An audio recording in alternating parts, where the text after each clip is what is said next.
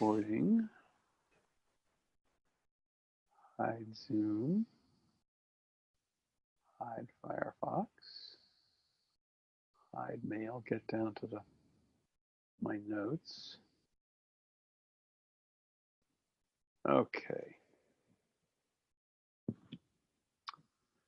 So let's explore this pattern, bringing understanding to life. I'll read the heart, little description first, and then share some thoughts about it. It says, dry, lifeless knowledge fails to draw people into dynamic understanding for individual and collective well-being. So nurture deep realization of important truths and vitalize people and activities with arts, questions, reflections that draw people into energies and understandings that make sense of their lives and move them to wise action. The inspiration for putting this into the pattern language was the recognition that in the public sphere, discussion of public issues, there are a lot of important realities that people don't get.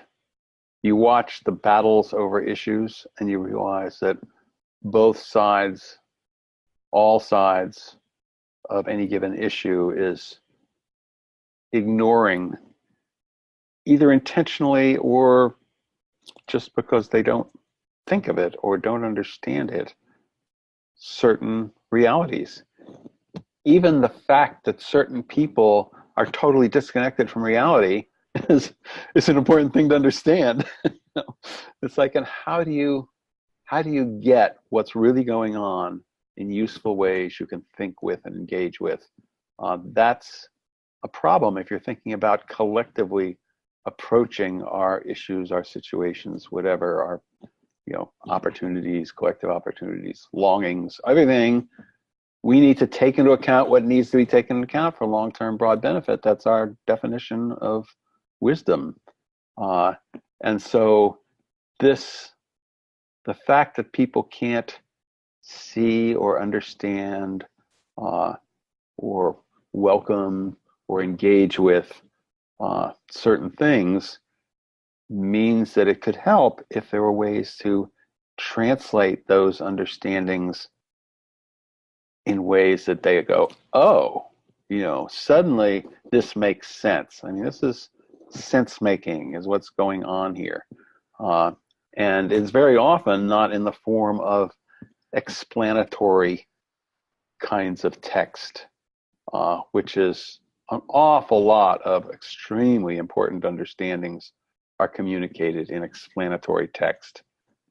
And I'm aware of the limits of that because I do a lot of explanatory text, and I can see how people's responses is not, you need pictures, you need stories, you need, poetry sometimes can get at the deep underlying dynamics, all these different ways of communicating.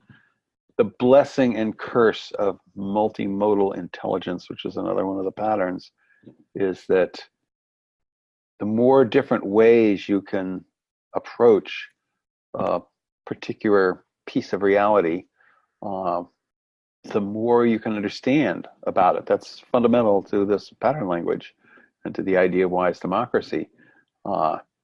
And different people kind of specialize. They have natural inclinations and skills in different forms of intelligence. Narrative intelligence, musical intelligence, bodily intelligence, logical intelligence, intuitive intelligence, all these different kinds of intelligence.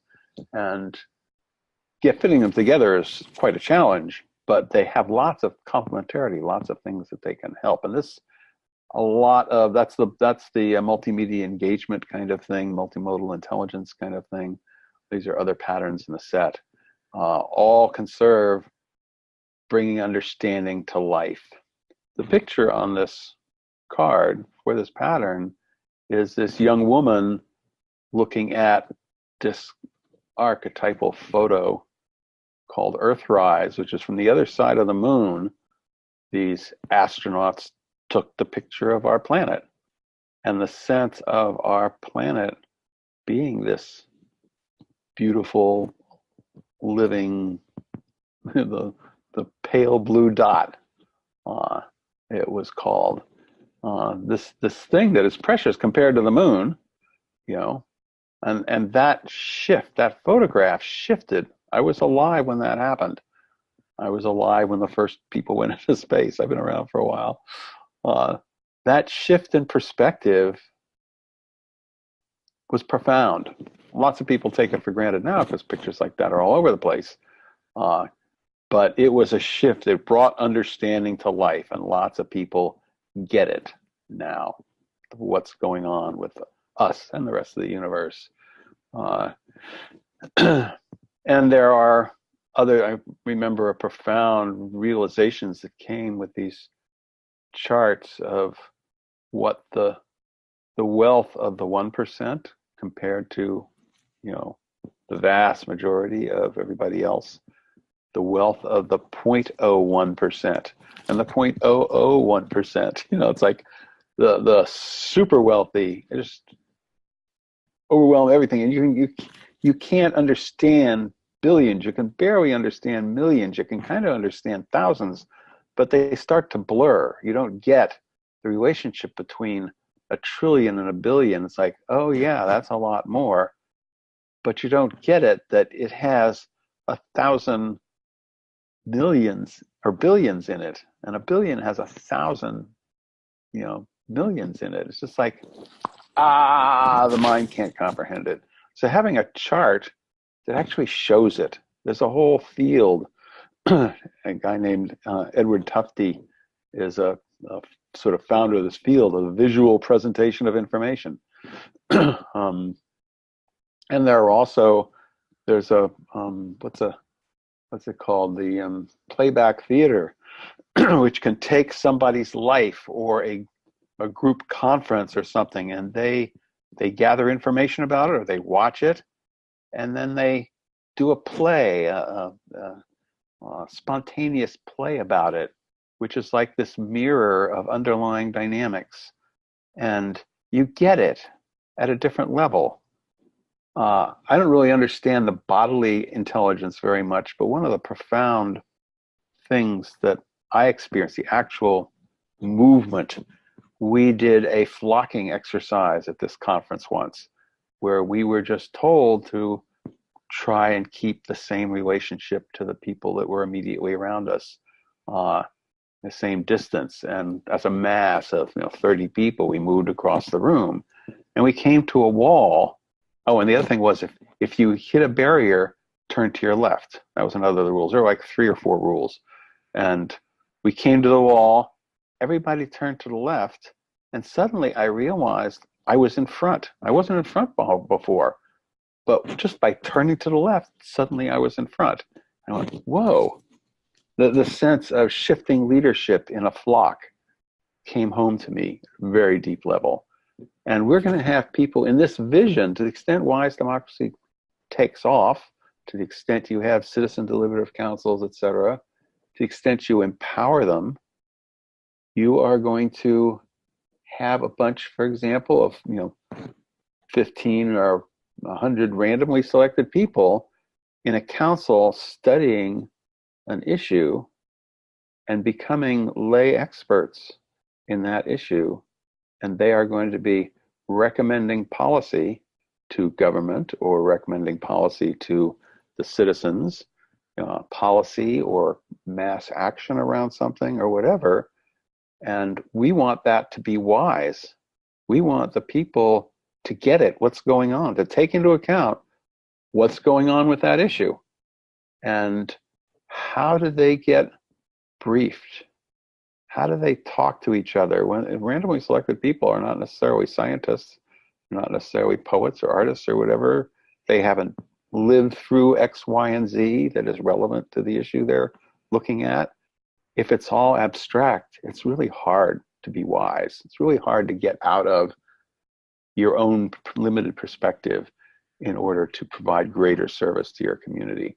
So becoming artists in the broad sense at being able to take specific things that need to be understood and making it so that very different / ordinary people can get it at a deep level. Uh, that is a big, big problem and opportunity. And so that's the fundamental thing. There's many other dimensions you could have to this that are just delightful. You know, what should children's books look like? You know, but the most important thing for the wise democracy is this. And then the citizen council or the stakeholder group or whatever needs to be able to relay the understanding they have up with through, you know, days or weeks or years of deliberative activity and becoming lay experts. Okay, now they're on the other side of expertise. They're experts. How do they communicate what they've learned to the broader public? What media, what storyline, what images, whatever. So that's what this is about. The understandings are being brought up out of abstraction and obscurity into something that's alive, that means something for the people, for the players in a particular situation, so that they behave differently because they understand differently. They see the world with new eyes.